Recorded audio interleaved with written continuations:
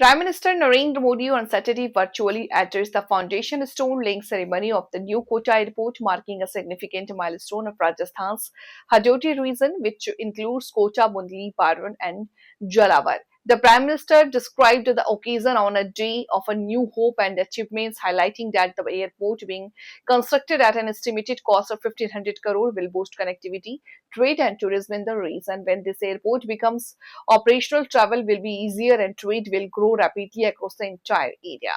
Its potential as a catalyst for economy and industrial growth. Kota के लोगों को जयपुर या जोधपुर जाकर फ्लाइट पकड़नी पड़ती थी।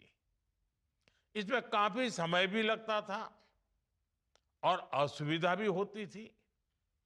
अब यह स्थिति बदलने जा रही है।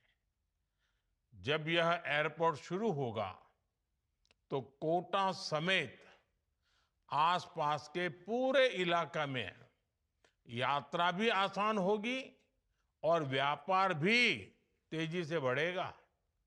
साथियों, कोटा केवल शिक्षा का ही नहीं बल्कि ऊर्जा का भी एक बड़ा केंद्र है। कोटा वह अनूठा क्षेत्र है जहां न्यूक्लियर हो, कोयला आधारित हो, गैस और पानी हो, ऊर्जा के लगभग सभी स्रोतों से बिजली का उत्पादन होता है। हाड़ौती की इस धरती अपनी धरोहरों के लिए भी उतनी ही प्रसिद्ध है। कोटा कचौरी का जायका,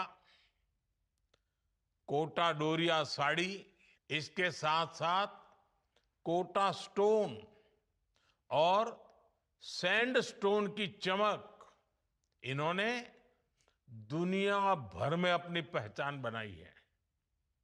यहां का धनिया हो, बूंदी का बासमती चावल हो, इसकी महक अंतर्राष्ट्रीय बाजारों तक पहुंची है।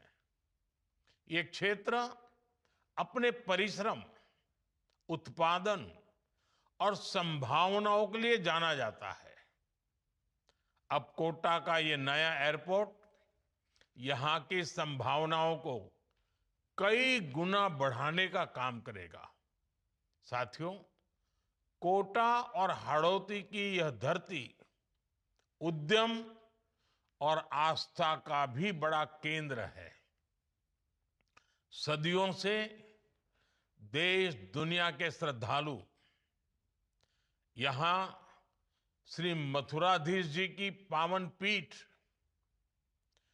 केशव राय पाटन के तीर्थ, खड़े गणेश जी महाराज और गोदावरी बालाजी धाम के दर्शन के लिए आते रहते हैं। गरड़िया महादेव से दिखने वाला चंबल का दृश्य हर किसी को मंत्रमुग्ध कर देता है।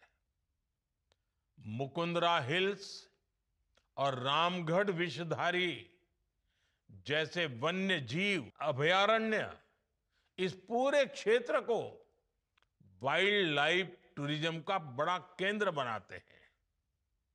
जब हवाई कनेक्टिविटी बढ़ेगी तो देश और दुनिया से पर्यटक यहां आएंगे और इसका सीधा लाभ यहां के युवाओं, व्यापारियों और स्थानीय अर्थव्यवस्था को मिलेगा।